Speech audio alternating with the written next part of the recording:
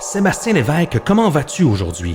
Ça va très bien et toi, Émile Gauthier? Ça va très bien puisqu'on vient tout juste de lancer notre page Patreon où on offre différents forfaits exclusifs pour nous encourager.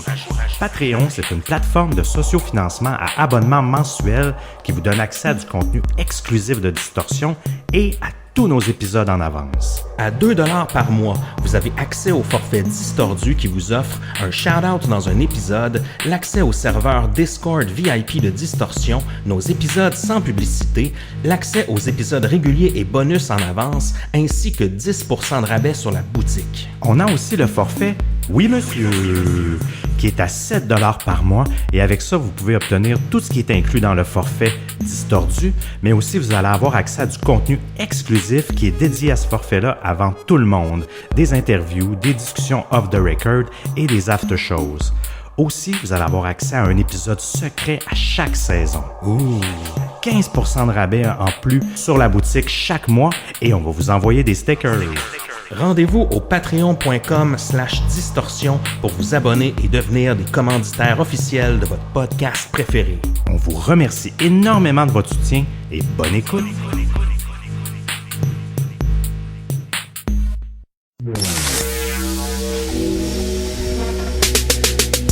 Sébastien Lévesque, comment ça va aujourd'hui? Ça va bien et toi, Émile Gauthier? Ça va très bien aussi parce qu'on a un épisode spécial aujourd'hui. Oui. Dans le cadre de notre partenariat avec l'Université de Montréal, Oui. vous savez, on est partenaire avec eux, notamment en ce qui a trait au certificat en enquête et renseignement de la Faculté de l'éducation permanente. Et on a eu la chance de rencontrer Guillaume Louis, Oui. en fait, qui est le responsable de ce programme-là, de ce certificat-là. Et lui, c'est un spécialiste en profilage, Oui. puis aussi en criminel en série. Oui, exactement. Parce que y a une chose que j'ai appris avec lui, c'est qu'un des crimes en série, c'est pas juste des tueurs. Hein? Ben non. C'est des gens qui peuvent, des pyromanes qui mettent des incendies, des voleurs, toutes sortes de personnes qui répètent des crimes à répétition. Puis ça, on dirait que dans ma tête, quelqu'un qui est spécialisé pour les crimes en série, c'était juste les tueurs. On dirait que là-dessus, oui. ils m'ont ouvert une nouvelle porte de type de crime. Et un autre sujet qui l'intéresse beaucoup, lui, c'est les tueurs de masse. Oui. Et au Québec, on a eu la tuerie du collège Dawson, Oui. qui avait fait énormément parler, qui avait choqué énormément en 2006, en fait le 13 septembre 2006. C'est là où Kim Virgil est entré au collège Dawson armé comme un commando et il s'est mis à tirer sur des gens. Il a fait une victime et 19 blessés. Oui. Puis c'est un des cas, un des premiers cas de tuerie de masse qui a été énormément documenté sur les réseaux sociaux et sur le web. Évidemment, lui consultait un site web où il s'est un peu radicalisé en ligne progressivement. Et en discutant avec Guillaume, on s'est dit que ça serait intéressant de faire un cas là-dessus, étant donné que ça touche au sujet de distorsion, mais aussi à sa spécialité, là, les crimes en série, le profilage et tout ça. Donc, on va discuter dans un premier temps avec lui de qu'est-ce qu'il fait donc à l'Université de Montréal en lien avec le certificat d'enquête et renseignement, parce que je suis convaincu que ça va vous intéresser. Mais on va parler de profilage aussi, comment lui collabore avec les forces de l'ordre pour tenter de trouver le profil des criminels. Et puis, on va faire justement, en deuxième partie, on va analyser le cas de Kim Virgil et de la tuerie de Dawson. Donc, ça risque d'être très intéressant. On a aussi enregistré un segment pour nos abonnés Oui Monsieur sur Patreon. Donc, ceux qui paient le forfait de 7$ vont avoir un segment exclusif avec Guillaume où là, on va vraiment parler de crimes en série un peu plus profondément avec l'exemple de Guy Croteau. Donc, l'homme aux 10 visages, un meurtrier, mais aussi violeur en série québécois. Et on va tenter de voir avec l'expertise de Guillaume comment ils ont profilé ce criminel-là. Donc, ça risque d'être très, très intéressant. Ce segment-là va être en exclusivité pour nos abonnés Oui Monsieur sur Patreon. Oui. Puis en plus de ça, si après avoir écouté l'épisode, vous voulez voir plus de Guillaume Louis, sachez qu'il y a un épisode, une série en fait qui est spécialisée sur les tueurs en série qui s'appelle Sur les traces d'un tueur en série, qui est diffusée au Québec à Canal D et sur Crave, le service Crave. Il y a quelques épisodes déjà diffusés, c'est excellent. Justement, il suit le cas de Guy Croteau, mais de d'autres cas de tueurs en série ou du moins de crimes en série qui n'ont pas trouvé de coupable. Donc, c'est une excellente émission que Guillaume participe aussi. Exactement. Sinon, on n'a pas le choix de vous dire un petit mot, en fait, sur ce certificat en enquête et renseignement, parce que nous, ça nous donne toujours envie de retourner à l'école quand on en parle. Si ça vous intéresse, les admissions sont en cours à l'Université de Montréal. C'est un cours de premier cycle de 30 crédits. Oui. C'est pour les gens de tous horizons là, qui sont intéressés au travail d'enquêteur, que ce soit dans des milieux professionnels ou criminels. Au terme du programme, vous serez apte à mener une enquête de A à Z. Donc, c'est excellent pour compléter une formation existante, par exemple un baccalauréat par cumul. Oui. Ou encore réorienter sa carrière. Donc, on peut faire un bac par cumul, entre autres, avec ce certificat-là, mais on peut aussi faire un certificat en criminologie, par exemple, ou autre. Donc, c'est très intéressant. Les admissions sont en cours. Si ça vous intéresse,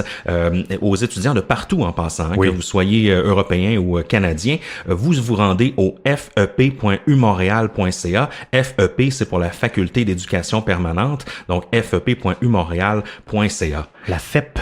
Exactement. Et je crois qu'on a une bière de la semaine en plus aujourd'hui, Seb, une très bonne même. Absolument, parce qu'il fallait accompagner cet épisode spécial avec une bonne bière. C'est la New England IPA de la microbrasserie Le Castor qu'on aime beaucoup à Distorsion. C'est une excellente bière, 6,3% d'alcool. Honnêtement, c'est depuis la Boréale Nord-Est, c'est un de mes nouveaux coups de cœur pour ce style de bière-là. Elle possède des houblons Mosaïque, Eldorado et Citra. Elle a une belle couleur trouble, là. Puis elle est excellente. Elle goûte le bon jus houblonné. Là. Oui. Elle goûte les agrumes. Elle est vraiment fantastique, honnêtement. Là. Donc, c'est la New England IPA du Castor. On a aussi des remerciements pour des nouveaux membres Patreon. Si on est prêt à se lancer là-dedans, allons-y, mon cher Seb, je te laisse commencer. Merci, Jean-Christophe, de ton support. On veut aussi donner un gros shout-out à Caroline D. Merci à toi. Mathieu D. aussi. Jacinthe, merci de ton support. Grâce à toi, Distorsion n'en serait pas là. Merci, Marie-Pierre. Josiane, avec un Y, j'imagine que tu sais qui tu es. Shout-out à toi. Et on remercie aussi Stéphanie, qui, grâce à toi, on est meilleur. Merci aussi à Hélène G. Respect à toi. On remercie aussi Romain, qui nous encourage sur Patreon. Et pour finir, Marc, merci à toi, Marc. Un gros shout-out pour ton encouragement. Oh yeah! Là-dessus, est-ce qu'on est prêt à aller rejoindre Guillaume Louis pour ce spécial profilage et tueur de masse? Oui, monsieur. C'est parti. Oh yeah. Voici donc en présence de Guillaume Louis. Comment ça va, Guillaume? C'est un plaisir de t'avoir parmi nous ce soir. Ben, merci, messieurs. Ça va fort bien. Puis je vous remercie de l'occasion que vous me donnez de venir dans le cadre de votre podcast. Vraiment très apprécié. Ben, merci à toi de venir partager ton expertise. Je suis convaincu que les Distordus vont adorer t'entendre, autant que Émile et moi, on a adoré t'entendre lorsqu'on discutait un peu de l'épisode d'aujourd'hui. Pour préparer tout ça, moi, je buvais tes paroles. Je trouvais ça vraiment passionnant. Oui, ça risque d'être un épisode assez intéressant. Mais tout d'abord, Guillaume, j'aimerais que tu nous parles un peu peut-être rapidement de ton parcours. C'est parti de où ton intérêt vers les enquêtes, mais aussi le profilage et les criminels en série? En fait, c'est parti assez tôt dans ma carrière estudiantine. Je me trouvais à faire des études de droit à Poitiers, en France. Puis je dois avouer que j'étais probablement un très piètre juriste. C'était une dimension qui m'intéressait, était le droit criminel, mais dans le cadre de toutes les études qu'on était amené à effectuer, le droit criminel était seulement une petite pointe de la pizza qu'on me servait. Et finalement, j'ai essayé de trouver quelque chose qui me permette de me raccrocher à un intérêt universitaire. Je me suis aperçu que la même université, la même faculté de droit, offrait un diplôme universitaire en sciences criminelles et en droit pénal. Fait que je me suis inscrit, alors que j'étais en deuxième année de droit, à ce diplôme-là, et ça a été toute une découverte. Découverte de plein de matières vraiment intéressantes, certaines de police scientifique, de criminalistique, d'autres qui visaient plus une approche de personnalité criminelle, puis un cours de criminologie. À partir de ce moment-là, l'intérêt a été vraiment fixé et je me suis mis à dévorer toute la littérature qui pouvait porter sur et qui était accessible pour un petit étudiant français à la bibliothèque de la faculté de droit. Et à ce moment-là, vu que cet intérêt ne cessait de grossir, je suis allé voir le doyen de ma faculté pour lui dire que les études de droit, c'était pas nécessairement quelque chose vers lequel je me destinais en termes professionnels. Et je lui ai demandé d'essayer de me trouver, de me placer dans des univers professionnels de travail. Et il a accepté. Donc il a échangé les cours obligatoires contre des formations. Il m'a envoyé sur une période de 3 ans, visiter des milieux de pratique connexes au crime, à la criminologie. Donc, j'ai travaillé d'abord dans l'aide aux victimes, puis après avoir relativement fait le tour des apprentissages que je pouvais faire, je suis retourné le voir, puis là il m'a dit je vais t'adjoindre à une enquêteur de personnalité. Puis l'enquête de personnalité, c'est une forme de profilage où on va reconstituer la trajectoire de vie d'un individu arrêté, qui est dans le cadre de son procès en attente de sentence, pour remonter de sa naissance jusqu'à l'acte qui lui est reproché, pour essayer de dérouler le fil d'Ariane et comprendre finalement ce qui l'a poussé vers son agir criminel. Ça, c'était une de tes premières approches vers le monde des enquêtes, d'une certaine manière, ce travail-là. Exact. Et j'ai suivi cet enquêteur pendant pratiquement 2 ans. D'abord comme stagiaire, puis par la suite comme enquêteur de personnalité. Puis à la base, est-ce que tu avais de l'intérêt pour les documentaires policiers, par exemple, ou l'histoire des tueurs en série plus jeune? Est-ce que tu avais cet intérêt-là, cette fibre-là en toi? Oui, évidemment. En fait, c'est un intérêt que j'ai perdu par la suite, que j'ai perdu à travailler au quotidien sur cet objet qu'est le crime, mais lorsqu'effectivement c'était un intérêt, une passion vers laquelle j'avais envie de me projeter, oui, je dévorais les polars et aussi effectivement tout ce qui est littérature sur les tueurs sériels. Puis qu'est-ce qui t'a amené au Québec? Je suis curieux d'en savoir plus là-dessus. Maintenant, tu es responsable du certificat d'enquête et renseignement de la faculté d'éducation permanente de l'Université de Montréal. Qu'est-ce qui t'a amené jusque-là dans ton parcours? Une rencontre. Alors que j'effectuais toujours ces mêmes études de droit très rébarbatives, un professeur de l'école de criminologie de Montréal, professeur émérite, qui s'appelle Maurice Cusson, est venu donner une conférence, une présentation, une communication qui a duré à peu près 2 heures dans ma faculté. Et puis, ça a été 2 heures de plaisir intense à l'écouter, puis surtout de voir qu'il y avait une issue possible. À la fin de la conférence, je me suis précipité dans la ligne des personnes qui étaient là pour le questionner ou le remercier. Puis je lui ai demandé vraiment cash, qu'est-ce que ça prend pour venir chez vous? Et donc il m'a dit, termine tes études, termine ta maîtrise de droit, essaye, puis c'est ce que je faisais à ce moment-là, d'engranger des expériences dans la discipline. Puis écoute, pose ta candidature, et éventuellement ça va fonctionner. C'est ce que j'ai fait au terme de ma maîtrise. J'ai appliqué pour venir à l'école de criminologie de l'Université de Montréal. Puis j'ai eu la chance d'être admis. Fait que j'ai recommencé une scolarité, mais cette fois dans la discipline qui m'était chère, la criminologie.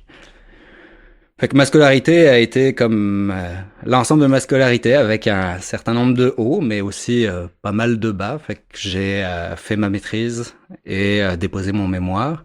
Puis je suis allé très rapidement avec un passage accéléré au doctorat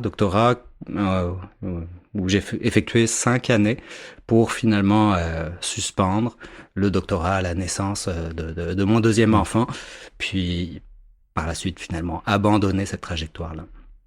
Puis, dans tes mots, où est-ce que ça peut mener les étudiants de faire le certificat d'enquête et renseignement?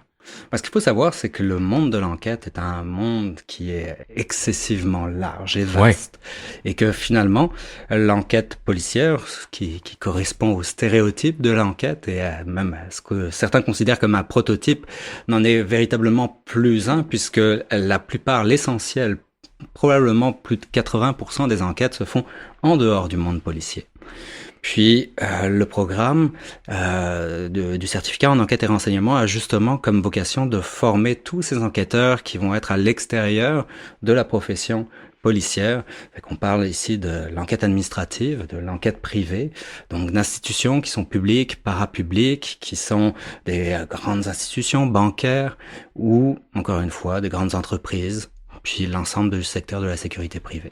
Parce que les gens qui veulent vraiment être enquêteurs de police doivent faire l'école de police, évidemment. Effectivement. Ouais. C'est la trajectoire réservée qui commande à celui qui aspire un jour à vouloir faire de l'enquête policière, d'aller faire sa technique, puis d'aller faire sa formation de base en patrouille gendarmerie à l'École nationale de police du Québec. Puis ensuite d'être sur le bitume, de patrouiller pendant un certain nombre d'années avant que de pouvoir prétendre à devenir sergent détective, puis enquêter. L'enseignement va être axé sur cette dimension pratique via l'étude de cas. Donc, ce qu'ils ont à faire, c'est ce qu'ils vont recevoir. Ce sont des dossiers d'enquête que nous avons écrits ou fait écrire par des professionnels qui sont inspirés à coller directement avec un véritable dossier, une véritable réalité d'enquête, et changer évidemment pour les biens de la cause. Et donc, l'étudiant ici va devoir passer au travers d'un certain nombre de stratégies et de techniques d'enquête autour de cet environnement qui reflète l'environnement professionnel. Donc, on parle tout autant de la rigueur du processus de l'enquête, et notamment donc dans la constitution de modèles d'enquête, de planification pour se projeter dans l'enquête, que de stratégie d'enquête. Quelle stratégie est opportune, à quel moment l'utiliser. Également, évidemment, toutes les dimensions qui ont trait à la preuve, la recherche de la preuve, et solidifier le fait d'obtenir la preuve de manière légitime en fonction de son cadre juridique d'enquête. Donc tout ce qui est mandat de perquisition, saisie, demande juridique et autres. Également, ils vont passer au travers des techniques d'entrevue pour savoir réaliser comme il se doit une bonne entrevue, qu'il s'agisse d'une entrevue d'une victime, d'un témoin ou d'un suspect. Bref, autour toujours de cette idée de travail d'équipe qui représente la réalité du terrain de l'enquêteur, puis vraiment ancré très fort dans la pratique. On t'a vu, Guillaume, en fin janvier dernier, dans le documentaire, dans la série documentaire sur les traces d'un tueur en série diffusé sur Crave et sur Canal D. Tu sembles vraiment avoir développé une expertise dans le domaine des crimes en série. Puis tout à l'heure, on va avoir la chance d'analyser le cas de Kim Virgil et de la tuerie du collège Dawson. Mais avant ça, j'aimerais un peu qu'on discute un peu de cette expertise-là que tu as autour des crimes en série, puis aussi du profilage. On vous a vu dans la série documentaire justement effectuer le profilage d'un possible tueur en série qui aurait peut-être sévi sur le plateau Mont-Royal à la fin des années 70, début des années 80. Est-ce que tu pourrais nous parler un peu de cette expertise-là de crime en série juste avant qu'on saute dans le vif du sujet? Avec plaisir. En fait, tout simplement, je me suis accolé à une expertise déjà existante. Okay. Mes connaissances et les recherches que j'ai réalisées sur les crimes sériels sont à côté sur mon expérience de travail dans ces dernières années, qui était essentiellement tournée vers l'enseignement. Et une grosse partie de cet enseignement s'est faite à l'École nationale de police du Québec, à Nicolet, où j'ai été formateur aux enquêtes dans le cours d'analyse criminologique sur l'enquête criminelle pendant environ un peu plus de 11 ans. Puis pendant cette grosse décennie, j'ai, à raison de vraiment beaucoup de formations par année, j'ai eu l'occasion de cerner qu'une des problématiques majeures à laquelle étaient confrontés les corps policiers, en termes tant de ressources que de coûts de victimisation, étaient ces crimes sériels. On parle ici de criminels très prolifique, qu'est-ce qu'on appelle le noyau dur de la criminalité, qui peut représenter jusqu'à 10% des criminels, mais qui va être responsable de jusqu'à 60% de l'activité criminelle. Ouais. Nos criminels sériels figurent parmi ce noyau dur de la criminalité. Ils sont donc excessivement productifs, et ce qui entraîne évidemment, en termes de ressources, de contingence économique, les corps policiers vers cette nécessité que de très rapidement court-circuiter les séries criminelles. Quel rôle joue l'arrivée de l'ère numérique dans les techniques de profilage? Parce que maintenant, il y a plein d'autres facteurs au niveau de l'empreinte comportementale qu'on peut aller chercher au niveau de ce que, par exemple, les sites web que fréquente une personne ou les réseaux sociaux ou ses comportements même sur Google et tout ça. Comment, justement, la technologie puis l'ère numérique a influencé le profilage de criminels en série? D'abord, la technologie, puis je pense que tous les deux, qui êtes des aficionados de ça, vous allez très bien comprendre que la première chose qu'elle a affectée, c'est le renseignement.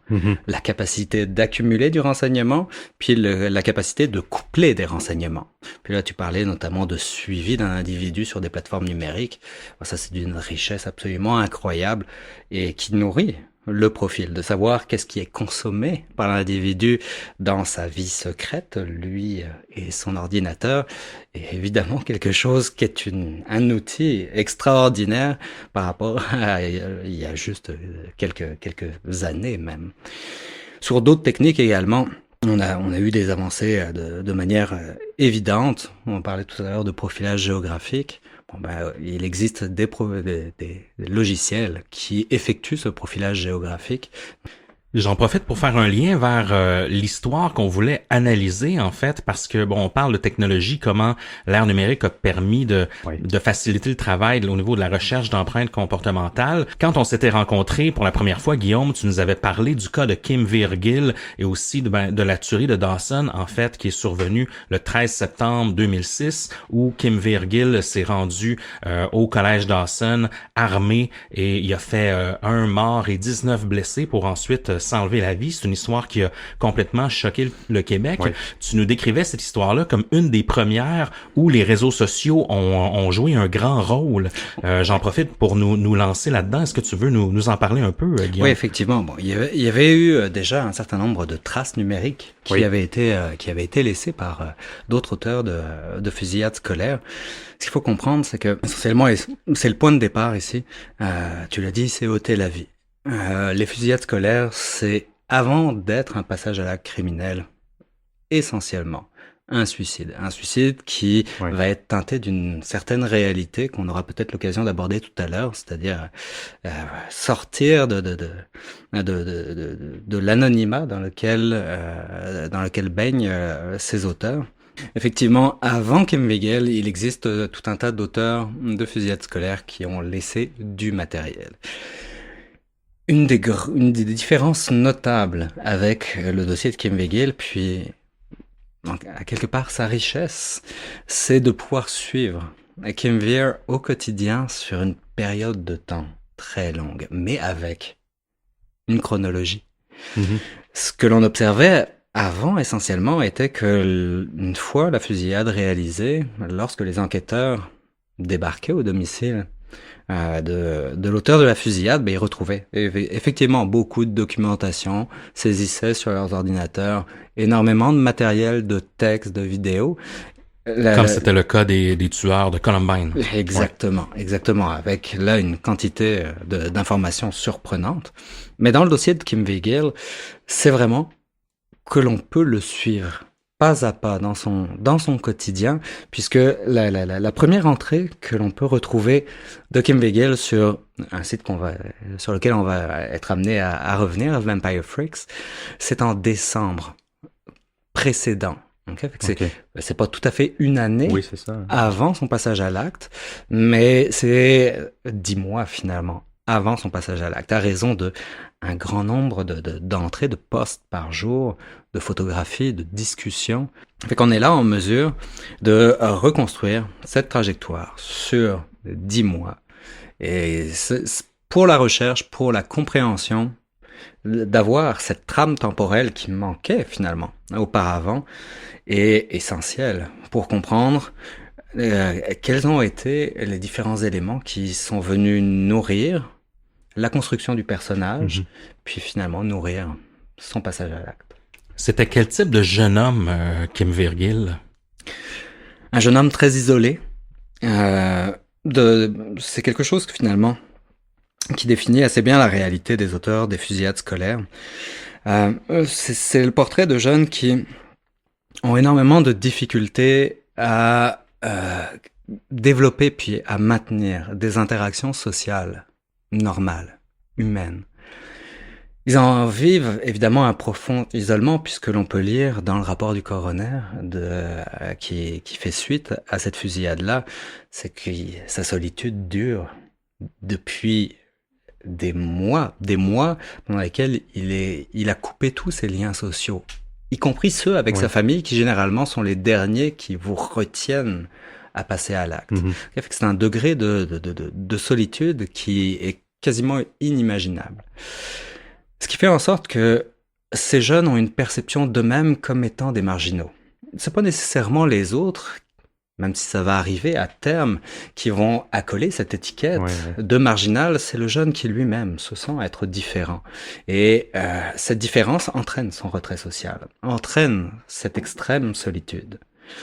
Puis c'est ce qui explique aussi leur omniprésence, aujourd'hui qu'ils existent, sur les réseaux sociaux. Ils y sont présents pas pour passer du temps, pas pour tuer le temps, mais pour exister. Oui. Ben, ils ont le reflet un peu de gens comme eux, donc l'esprit de communauté, ces gens-là vont le rechercher aussi en ligne. Puis, étant donné qu'il n'y a pas de... Je suis dans l'hypothèse, mais étant donné qu'ils n'ont pas de contact social physique, ça doit être plus facile pour des gens qui s'isolent ou qui ont de la difficulté à avoir des rapports sociaux, de justement avoir ces rapports sociaux-là, mais en ligne. Ça les nourrit d'une certaine manière. Ça les nourrit, et ça nourrit quelque chose qui est essentiel pour l'être humain, c'est le concept du nous. Okay? Parce que ce nous est ce qui échappe à ces jeunes-là. Et là, en revanche, où ça devient problématique, c'est que bien souvent, ce nous, qui est façonné par l'identité numérique des personnes qui composent ce groupe-là, c'est le nous contre les autres. Et les autres est à la fois une menace et la source de frustration. Et généralement, c'est cet autre-là qui va être visé dans le passage à l'acte. Une des premières motivations, c'est un type de passage à l'acte qui peut être analysé comme une stricte vengeance. Vengeance de quelqu'un qui est isolé et qui reproche aux autres d'être responsable de cet isolement, d'être responsable de ce mal-être. Puisque on voit bien ça justement dans le parcours de Kim Weigel. Et là encore, sa présence sur Vampire Freaks nous offre cette richesse et cette fenêtre pour comprendre ce processus-là. Parce que, je disais tout à l'heure, ce sont des jeunes qui sont isolés, qui sont incapables donc de développer des interactions, mais qui sont omniprésents sur les réseaux sociaux. Puis en 2002, il y avait eu une recherche fort intéressante qui avait été réalisée par plusieurs chercheurs. Le chercheur principal s'appelait Harding. Puis sa recherche portait à regarder c'est quoi les modèles de hotness, en français on pourrait traduire ça comme la désirabilité sociale des jeunes.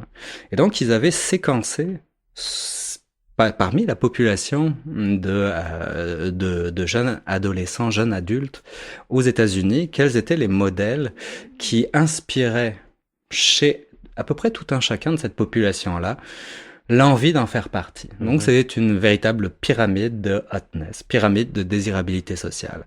Et au terme de cette lecture-là, on comprend qu'évidemment, ces jeunes se perçoivent et puis, sous le regard des autres par la suite, sont perçus comme étant tout en bas de cette pyramide de désirabilité, mais que tous essayent d'une manière ou d'une autre, dans les mois qui précèdent, ou l'année qui précède, si on prend la fusillade à Columbine, de prendre un élévateur social, d'essayer de s'accoler à un groupe qui soit en dehors de cette masse critique qui est appelée dans l'étude les loners, donc les solitaires, puis les losers, les perdants. Mais cette tentative de s'élever va toujours être bloquée justement par les autres. Et c'est en fonction de qui sont les autres que lorsque la vengeance va s'exprimer par le passage à l'acte, par la fusillade, ce sont eux qui vont être les victimes, qui vont être visés.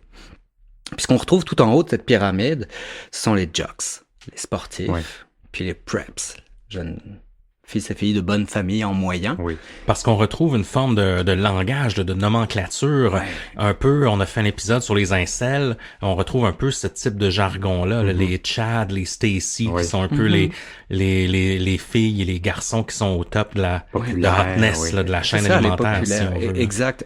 Puis tu vois, avec justesse, ce que tu soulignes, c'est que ce sont eux qui vont être visés. D'ailleurs, si on regarde le déroulement, encore une fois, des entrées de Kim Vigil sur Vampire Freaks, on a juste à aller 1 mois après qu'il arrive sur Vampire Freaks, que un de ses posts assez longs s'appelle Jocks and Preps. Et puis, d'ores et déjà, ce qu'on voit, c'est que 9 mois avant l'acte, 9 mois avant la fusillade, sont clairement identifiés ceux contre lesquels il va tourner sa frustration et sa rage. Puis on retrouve un article très similaire la veille de son passage à l'acte. Quel type de site c'est Vampire Freaks, en fait? Quel type de communauté c'est? Parce qu'on se replonge, on est en 2005-2006, oui. on est dans les débuts des réseaux sociaux, il devait avoir MySpace, mais pas encore Facebook et Twitter, tout ça. Ça ressemblait à quoi la communauté de Vampire Freaks? Ouais, c'était un forum qui, au gré des mois, comptait jusqu'à, de mémoire, 2 millions d'adhérents. Quand même. Ouais, mais il y avait probablement un certain nombre de doublons dans les profils. Oui. Mais non, c'est une plateforme qui est, comme tu le soulignes, c'est un forum, une espèce de site de rencontre, de chat en même temps, qui offre à cette plateforme plusieurs avantages dans la manière dont elle était structurée. C'est-à-dire que c'est effectivement une place qui se vendait comme rassemblant les populations underground en termes musicaux, en termes de vestimentaires, de sous-culture finalement. Et donc qui était une expression de ces contre-cultures ou de ces sous-cultures, mais qui offrait également la possibilité d'avoir un profil. Un profil nourri d'entrées quotidiennes, donc des posts quotidiens qui s'inscrivaient sur le profil.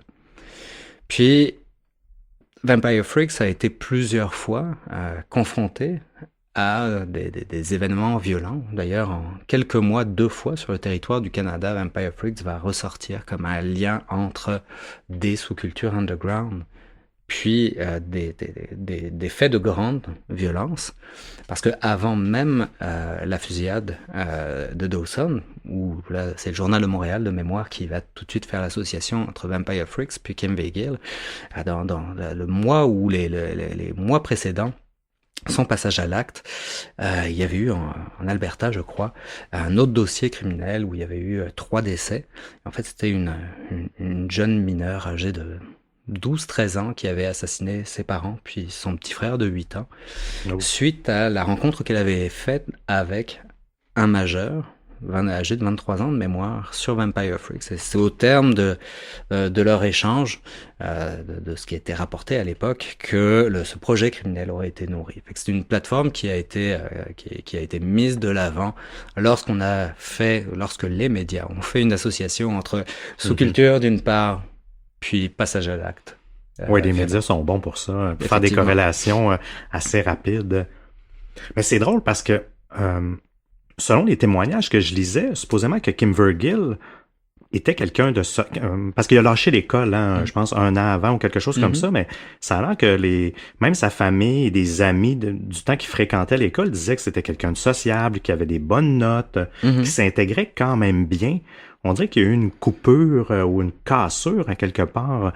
Et puis je me pose la question, est-ce que le fait d'aller sur des sites comme Vampire Freaks, justement, ça devient des chambres à écho dont on a souvent jasé, que ça te radicalise d'une certaine manière. Oui, t'es peut-être un peu attiré vers ça, mais je sens qu'il y a peut-être eu il y a un événement qui a dû se produire. Mais je suis pas sûr, Seb, parce que, tu sais, si on regarde la chronologie de la présence de Kim Vigil sur Vampire Freaks, tu sais, une des entrées dont je te parlais tout à l'heure est dès le mois de janvier. Donc, un mois après son arrivée sur Vampire Freaks? C'est qu'il y aurait eu un processus de radicalisation? Non.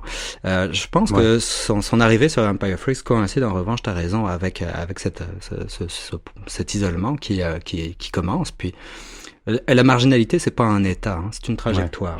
C'est quelque chose qui se produit à terme. Et oui, effectivement, si on regarde certains des échanges avec d'autres interlocuteurs, sur Vampire Freaks, oui, on se nourrit de commentaires qui sont toujours, quand tu réanalyses après, c'est plus des jokes, mais qui probablement pour une partie de ces utilisateurs en étaient, où on se nourrit de ce concept-là.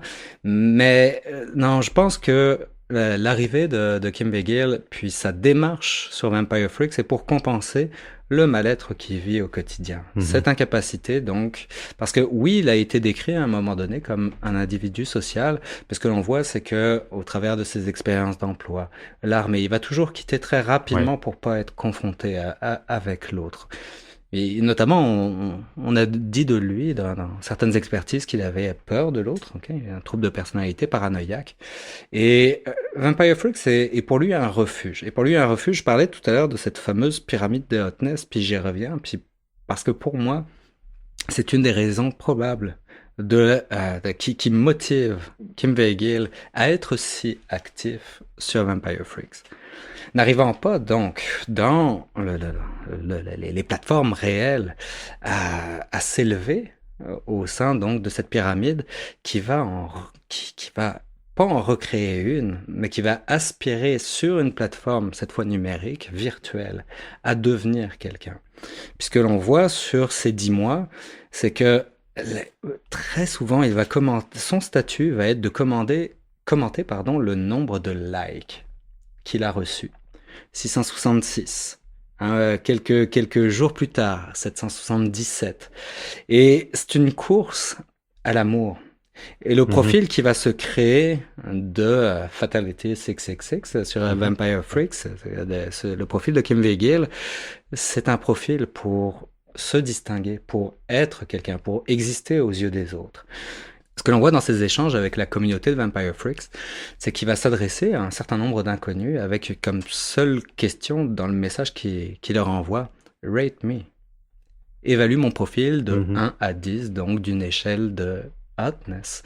Puis il était parmi ceux qui scoraient, là, j'ai son score ici, son rating, c'est de son profil, c'est de 9.88 sur 10. Okay? Ouais, quand même. Fait que, oui, je comprends ton argument de dire que ces plateformes-là peuvent nourrir et je peux pas te donner tort là-dessus. Effectivement, ces échanges, ces bravades peuvent nourrir quelque chose, mais je pense que sa raison première, essentielle, d'être sur cette plateforme, c'est d'exister.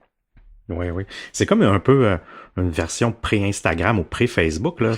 De ce que je comprends de ça, en fait, la culture du like ou de la recherche de l'amour par le web était déjà présente, même à une époque où ce que ces gros réseaux sociaux-là n'existaient même pas. Oui, t'as raison.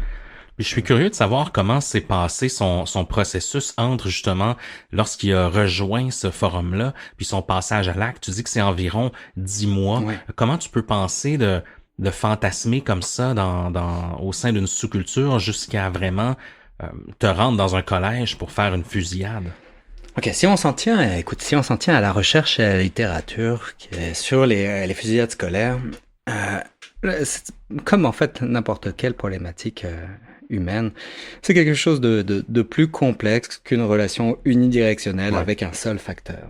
Ainsi, donc, ce que l'on considère souvent, c'est qu'il faut que 5 conditions, 5 facteurs soient présents avant même qu'il puisse se dérouler un passage à l'acte criminel. Puis, cette idée de sous-culture et de sous-culture de violence ou de sous-culture dans laquelle on aurait des représentations de la violence n'est qu'un seul de ces 5 facteurs.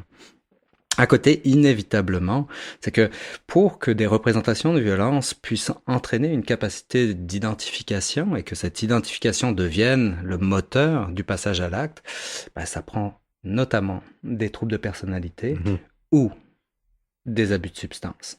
Puis ici, dans le dossier de Kim Vegil, tu trouves les deux. Vous avez tous les deux lu, je pense, Oui. le dossier et le rapport du coroner. On voit ici un éthylisme qu'on peut qualifier de sévère, avec un grand nombre de consommations au quotidien.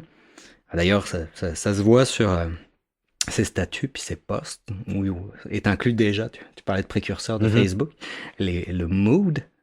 Oui. Et dans les moods, c'est souvent drunk, hyper drunk. Ouais. Okay, fait que ici, on a l'utilisation de l'alcool. Puis l'alcool est probablement utilisé par Kim Weigel pour anesthésier sa souffrance, son mal-être, sa douleur. Parce que de se sentir exclu et de se sentir marginal, différent, occasionne vraiment un déficit identitaire, une souffrance importante. Et je pense qu'ici, cette consommation est utilisée vraiment pour apaiser, anesthésier pratiquement cette douleur. Mais on le sait, ça peut être quelque chose qui va précipiter un passage à l'acte. D'ailleurs, c'est assez triste, mais ça, la dernière entrée, le dernier post de Kim Weigel, qui est un tout petit peu plus d'une heure avant la fusillade à Dawson, c'est le whisky le matin, c'est bon. Okay? Puis, encore une fois, si on regarde le rapport du pathologiste, il avait une alcoolémie quand même assez importante. L'autre chose qu'on remarque, non seulement il y a cet abus de substance, mais il y a également des troubles de personnalité. Puis ici, on voit que c'est un cycle dépressif assez sévère, chronique aussi, chez Kim Weigel, avec malgré tout des consultations. OK, il était suivi. Hein, ouais, il était suivi, les médicaments n'ont pas fonctionné. Fait que le médecin a accepté qu'il ne les prenne plus, mais par la suite, le suivi s'est fait sur une base de moins en moins régulière, puis a complètement disparu. Et donc, encore une fois, ici, on a cette longue période d'intense solitude, de dépression, nourrie aussi par la consommation, qui précipite l'acte. Fait que, oui, la sous-culture est quelque chose, une dimension qu'on ne peut pas effacer puis qu'on peut pas balayer du revers de la main. C'est évident qu'il y a, pour un passage à l'acte d'une telle nature, d'autres éléments à prendre en considération. Est-ce que tu peux nous parler de cette fameuse journée du 13 septembre 2006? La première chose qu'il faut retenir de cette journée de septembre, c'est que dans ce triste événement, elle aura modifié certaines pratiques. Puis ici, et puis ça a été salué à l'époque, rappelez-vous, l'intervention policière a probablement permis de sauver un nombre incalculable de vies, parce que alors même que Kim Weigel a donc en tête d'aller faire sa fusillade à Dawson, qu'il est surarmé, il a en sa possession 3 armes, l'arme avec laquelle il va rentrer, avec laquelle il a un rattachement symbolique, qui est une arme de précision, il a aussi un Glock, une arme de poing, puis il a fait l'armée, en fait, Kim Weigel. Oui, effectivement, mais juste quelques mois. Ouais. Juste quelques mois. En revanche, il a une réelle fascination pour les armes à feu. Puis la troisième arme qu'il a en sa possession, c'est un fusil à pompe automatique, ce qui aurait été dévastateur dans des couloirs d'école, beaucoup plus finalement que l'arme de précision qu'il a en sa possession. Sauf que ça en fait beaucoup de matériel, parce qu'il faut aussi beaucoup de munitions pour tout ça. Fait qu'il a vraiment beaucoup de poids sur les épaules lorsqu'il débarque et se stationne pour aller à Dawson. Tant et si bien qu'il prend un passant et, sous la menace de son arme à feu, lui donne un de ses sacs qui contient beaucoup de munitions, puis qui contient de mémoire également le fusil à pompe. Fait qu'il a sur lui son Glock, son arme de poing, puis à la ceinture, puis son arme de précision. Et donc il avance avec ce passant qui porte le sac, lorsqu'arrive une autopatrouille du SPVM, mais une autopatrouille qui est pas en réponse à l'appel, qui vient d'être logée sur quelqu'un a vu un homme armé qui s'en va vers Non, ce sont des patrouilleurs qui viennent faire une intervention sur les stupéfiants. Puis pour faire dégager un petit peu et se stationner le groupe d'étudiants qui est devant l'établissement d'enseignement, ouais, ils envoient un petit coup d'avertisseur sonore. Et donc tout de suite, ça plonge Kim Weigel dans une séquence qu'il n'avait pas prévue. Mm-hmm. Il n'a pas encore commencé son passage à l'acte, qui se pense être déjà sous le coup d'une intervention policière, ce qui, à ce moment-là, n'est pas strictement le cas. Il est déstabilisé un peu. Il est très déstabilisé. Il perd le contrôle de sa trame narrative à lui, de son scénario. Et ça le fait agir, ça le fait réagir. Et cette réaction, qui va être de sortir son arme et malheureusement d'arroser à la ronde ces étudiants qui étaient devant le collège Dawson, ben, évidemment, avec cette autopatrouille qui est à quelques dizaines de mètres, entraîne une première réponse du SPVM et donc l'implication de deux courageux policiers qui vont tout de suite se mettre à sa poursuite. Et donc, encore une fois, ce qui déstabilise Kim Weigel. Au point où, perdant ce contrôle de la situation, ben, le témoin qui possède le sac avec ses recharges en cartouches, puis son arme, est en mesure de garrocher, de balancer le sac le plus loin possible qu'il peut de Kim Weigel, puis de prendre la fuite. Ouais. Fait que déjà, là, il part avec beaucoup moins d'avantages dans sa planification. Est-ce qu'il est ivre à ce moment-là parce qu'il disait avoir bu du whisky le matin même? Ouais, de mémoire, il a 0.76 encore. OK. Lorsque l'expertise va être faite sur sa dépouille. Et plusieurs étudiants l'ont croisé en entrant dans le collège avec les armes. Puis à cette époque-là, on n'était pas encore très familier avec les tueries dans les écoles. Hein?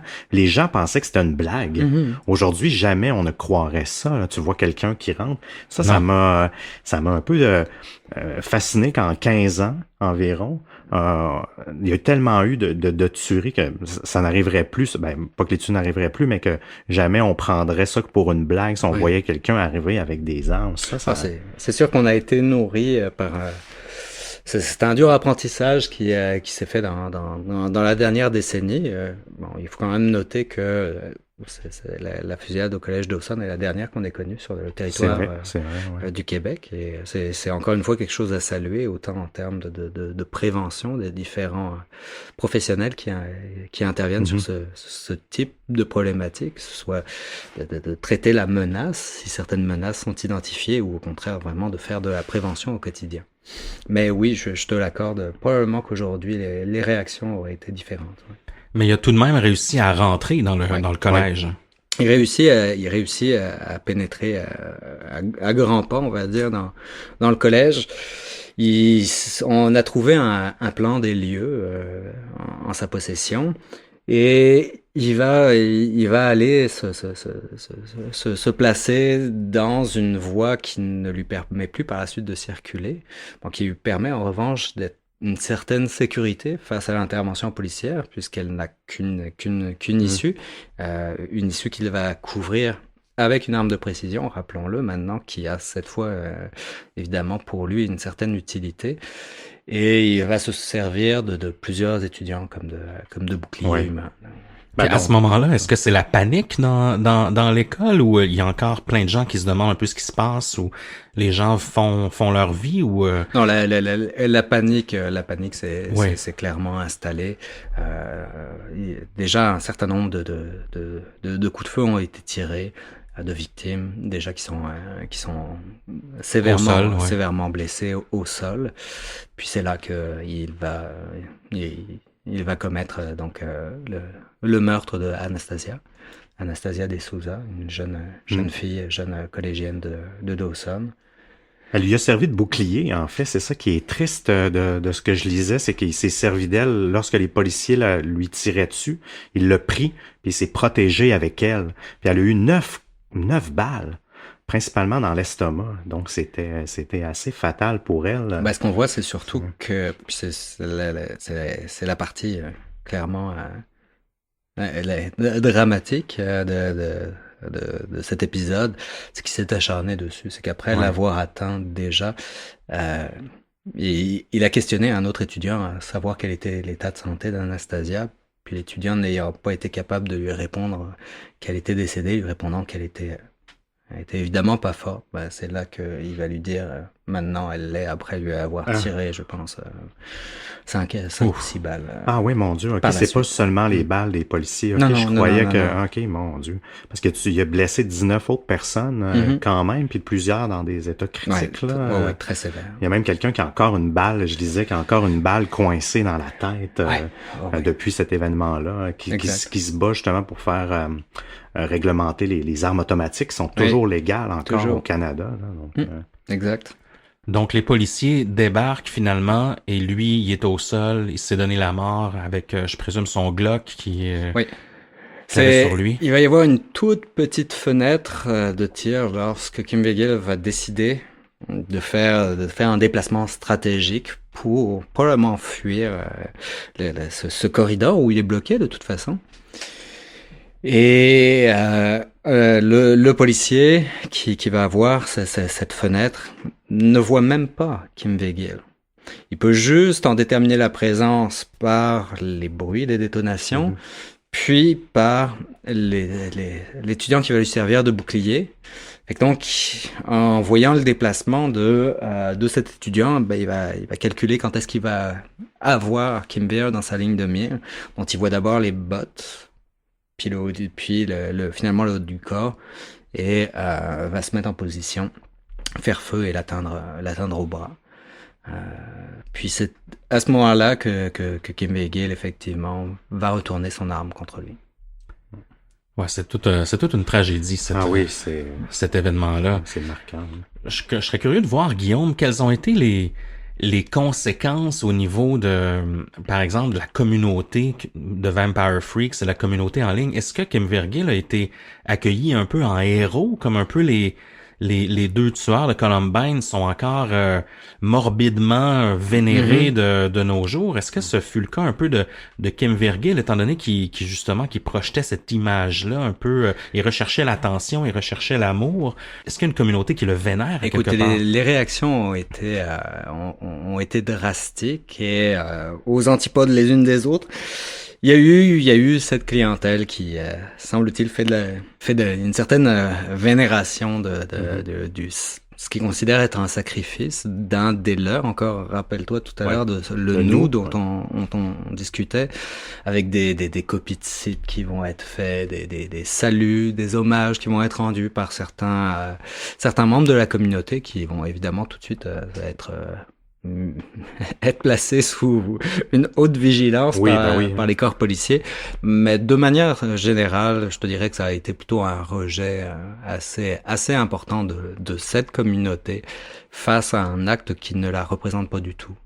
À commencer, rappelez-vous, je sais pas si vous vous souvenez, sa dernière entrée là, qui parlait donc de la consommation.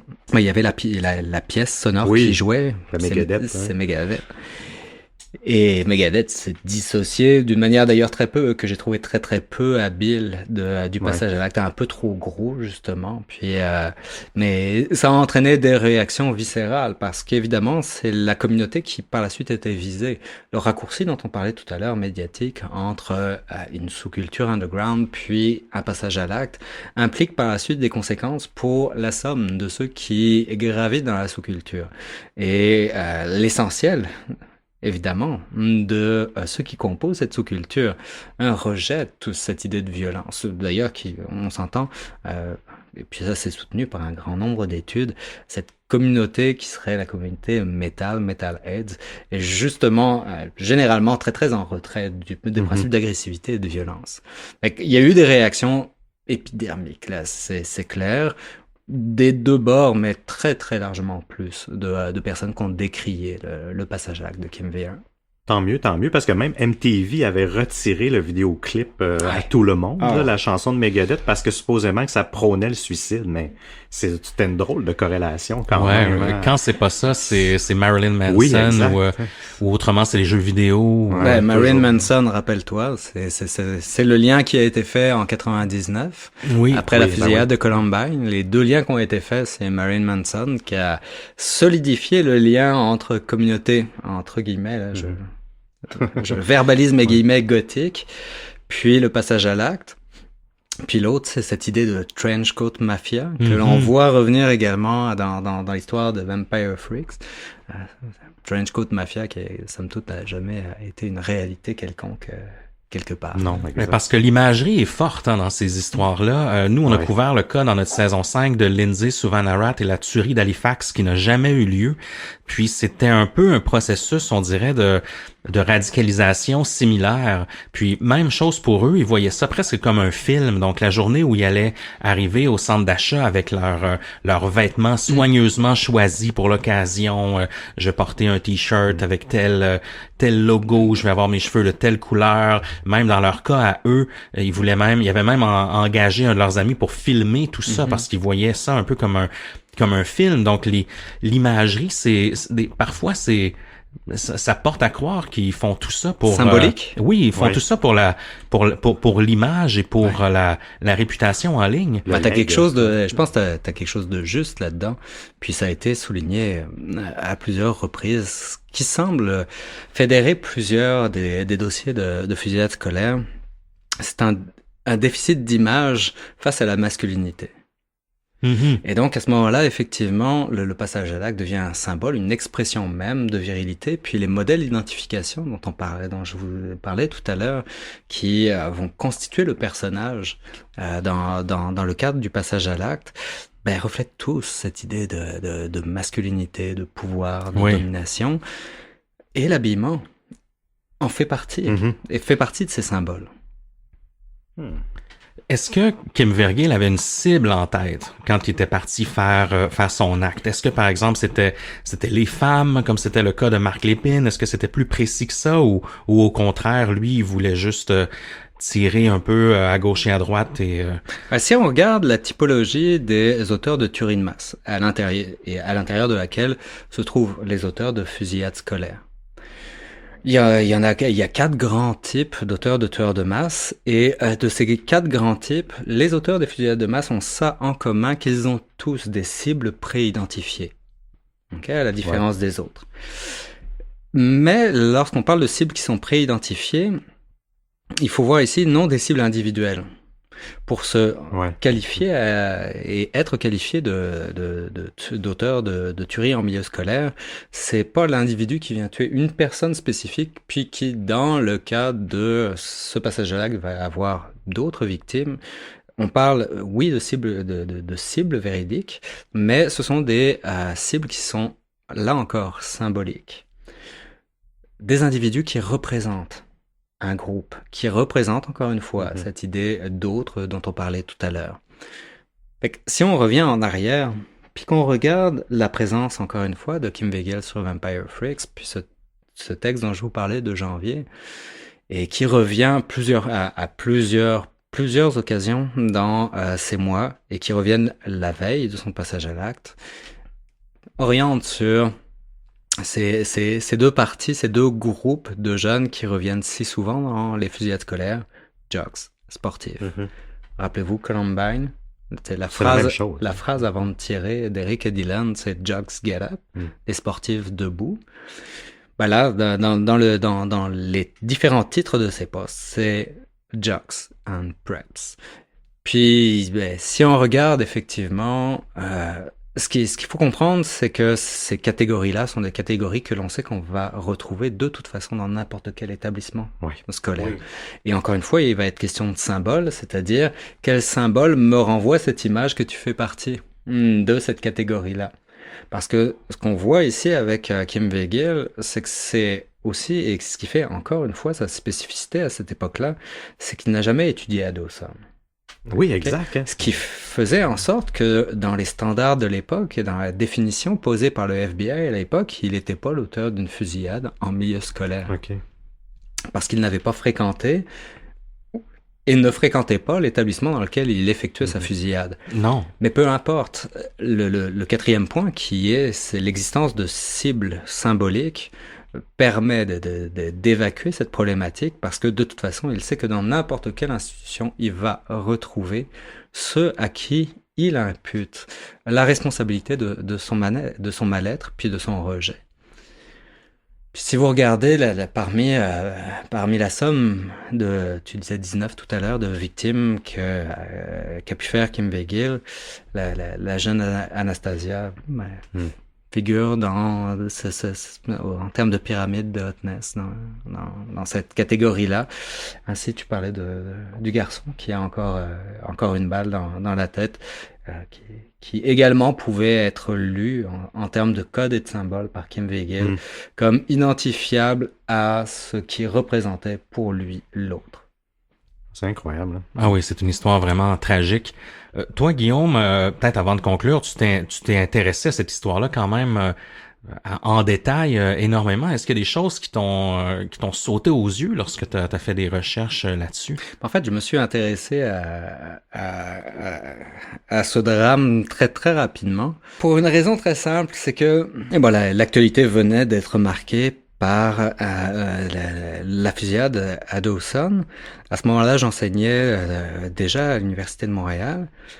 Puis j'ai une de mes collègues qui m'a dit, écoute, elle donnait à ce moment-là un cours en psychocriminologie. J'aimerais ça avoir un 3 heures, une conférence sur les fusillades scolaires, puis sur celle qui s'est produite à Dawson. Et pourquoi, en fait, elle m'a confié le mandat, c'est que dans la vie, il y a ce qu'on appelle des faux positifs, c'est-à-dire des individus ou des situations qui présentent tous les traits de ce qui semble être défini comme l'individu ou la situation problématique, puis qui finalement est une erreur parce que, justement, on parlait de profilage tout à l'heure, dans ton profilage, tu as mis certains éléments qui ne sont pas opportuns.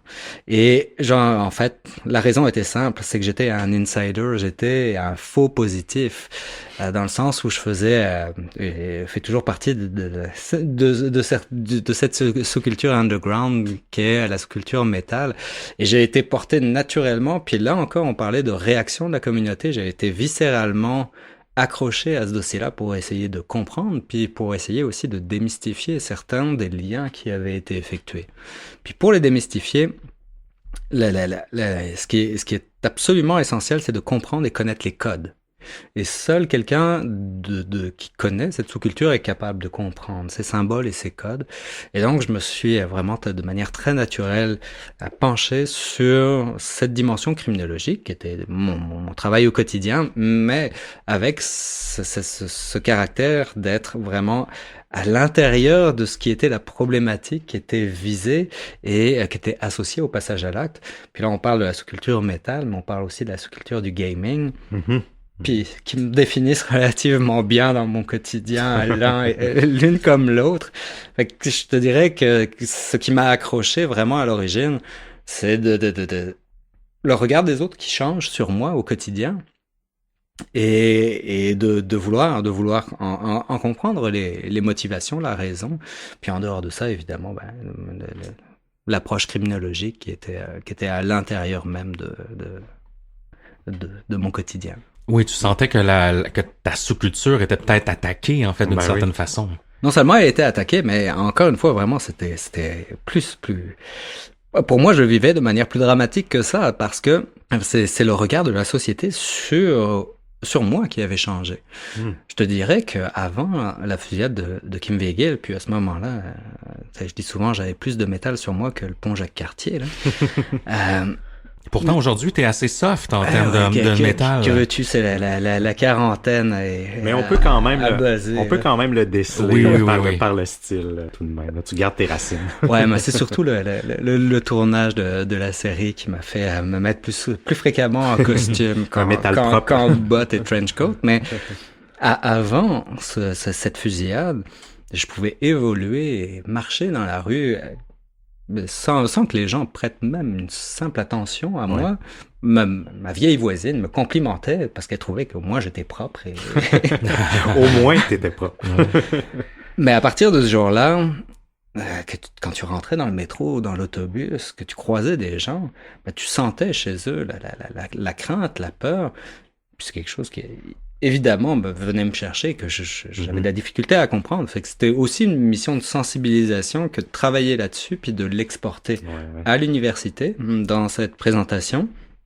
que de le faire aussi à l'intérieur des murs de l'école de police, parce que c'est devenu aussi une séquence importante du cours sur les phénomènes d'extrême violence dans la jeunesse, avec comme illustration le passage à l'acte de Kim Weir. Est-ce que selon toi, il y aurait eu des façons d'éviter ce crime-là?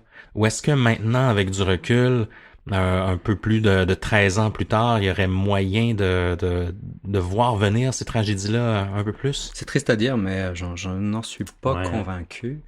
J'en suis pas convaincu, puis vous avez comme moi lu le rapport du coroner de l'époque, qui comme maintenant date quand même raisonnablement, mais les choses n'ont pas tant changé. C'est-à-dire que, tu peux pas avoir une vigie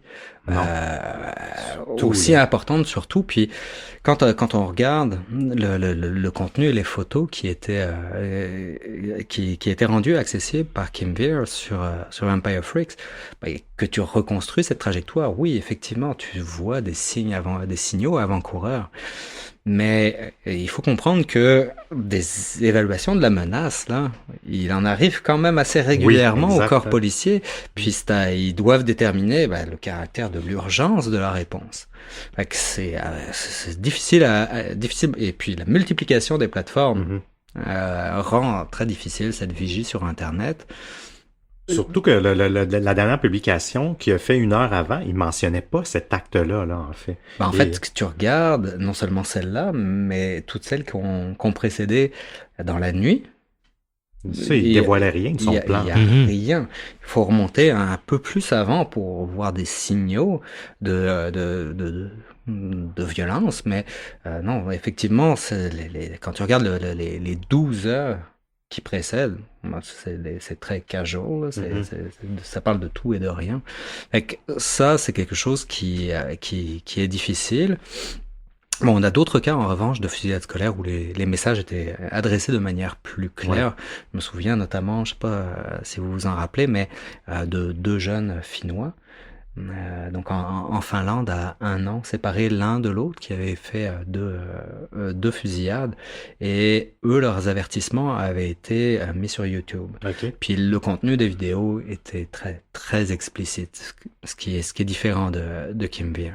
Fait qu'au niveau ici de cette prévention sur les réseaux, je pense que ça reste quelque chose de difficile. Tu parlais tout à l'heure, Seb, des contrôles des armes à feu. C'est évident que ça reste être une dimension qui est éminemment problématique. Ouais. Et d'ailleurs, dans mes cours, je travaille souvent avec les étudiants en criminaux sur le niveau de violence aux États-Unis. Puis ce que je leur explique, c'est que contrairement à leur première idée de base, qui est de dire que c'est la circulation des armes à feu qui explique la violence aux États-Unis, tristement non. Parce que si tu contrôles le mode opératoire puis que tu retires les homicides par arme à feu, tu as toujours autant de disproportions. En revanche, ça n'aide pas. Ça n'aide clairement pas. Puis si on regarde les 2 rapports qui ont été écrits par le FBI sur les fusillades en milieu scolaire, qui en ont suivi 2, 99 Columbine, leur première étude, puis ensuite, c'est 2013 de mémoire, celle qui suit la fusillade de Sandy Hook en 2012. Oui. Okay, puis qu'on retrace toutes les tueries de masse, puis les fusillades en milieu scolaire comme sous-catégorie, ce qu'on voit, c'est qu'il y a une nette progression. Okay, c'est pas une illusion d'optique, là, il y a une nette progression. Mais cette progression, elle est surtout sensible à compter de 2006. Okay? À compter de 2006, on a une augmentation du nombre, de la récurrence des tueries de masse. Mais l'autre variable qui est importante à considérer, c'est le nombre de victimes. Le nombre de victimes augmente. C'est logique. À mesure qu'augmente le nombre par mois ou par année de tueries de masse, augmente le nombre de victimes. Mais plus pertinent, ici, ce qu'on voit, c'est que par événement, le nombre de victimes augmente. Okay. Et la raison ici, en est simple, c'est l'utilisation de dérivés d'armes militaires. C'est-à-dire? Qu'est-ce que tu veux dire? C'est-à-dire, je regarde les dernières tueries aux États-Unis, elles impliquent à peu près toutes le même modèle d'armes, dérivé d'armes militaires, qui s'appelle l'AR, okay, qui est une arme qui est évidemment fort dévastatrice et qui ne circulait pas dans ces proportions auparavant. Ok, je comprends. Ici, vraiment, il y a une réflexion sociale à faire évidente. C'est même assez triste d'en être encore rendu à dire qu'il y a une discussion évidente à faire là-dessus. Mais le contrôle, restreindre le contrôle. Puis surtout, ça aussi on trouve dans la littérature sur les fusillades scolaires et sur les tueries de masse, lorsque tu as des problématiques de santé mentale, des problématiques de troubles de personnalité, des problématiques de dépression, comme c'est ici ce qui avait été diagnostiqué pour Kim Veer. Cette capacité d'acheter 3 armes en l'espace d'un laps de temps excessivement court, quelques mois, c'est quelque chose qui est très questionnable. Oui, parce que c'était tous légal, hein, ces armes. Oui, c'était toutes legit. Certaines étaient réglementées, mais tout à fait legit. Mais finalement, la dernière chose, puis je pense qu'on avait commencé là-dessus, la première chose que je vous ai dit, c'est que avant d'être un acte criminel absolument dramatique, c'est un suicide. La meilleure manière de prévenir ce type de manifestation, c'est de les traiter sous l'angle du suicide et de la prévention au suicide, et non pas sous l'angle de l'acte criminel. Et qu'on aura bien beau, comme on le voit aujourd'hui, de faire en sorte que dans les écoles, il y ait des exercices, à l'image des exercices d'incendie. On a des exercices de confinement. Ça déstabilise pas mal plus la population des petits-enfants à qui on fait vivre cet événement-là, que ça va être d'une réelle utilité sur le terrain. Non, c'est vraiment sous cet angle de travail sur le suicide, qui est une réflexion à faire, parce que particulièrement chez nous, on a quand même, on le sait, une réalité assez triste à cet égard, que l'on peut avoir le plus gros impact sur ce qui va devenir par la suite un crime. C'est une réflexion intéressante. Guillaume Louis, on te remercie énormément de ton temps pour avoir participé à cet épisode de Distorsion. Ce fut vraiment un très grand plaisir que j'espère éventuellement voir se reproduire. Absolument. J'espère bien. Les Distordus, si vous voulez discuter avec Guillaume à longueur de journée, on vous suggère de vous inscrire au certificat d'enquête et renseignement de la Faculté d'éducation permanente de l'Université de Montréal. Vous pouvez le faire au fep.umontréal.ca. FEP, c'est pour Faculté d'éducation permanente. On vous rappelle aussi qu'on a enregistré un segment spécial crime en série avec Guillaume, exclusif pour nos abonnés Oui Monsieur sur Patreon. Et là, on va discuter plus spécifiquement du cas de Guy Croteau, donc un violeur en série, meurtrier québécois bien connu, que Guillaume a eu la chance d'investiguer un petit peu. Donc ça, c'est pour nos abonnés Oui Monsieur au patreon.com/distorsion. Et encore merci Guillaume. Merci. Et encore merci à tous les deux. À bientôt. À bientôt.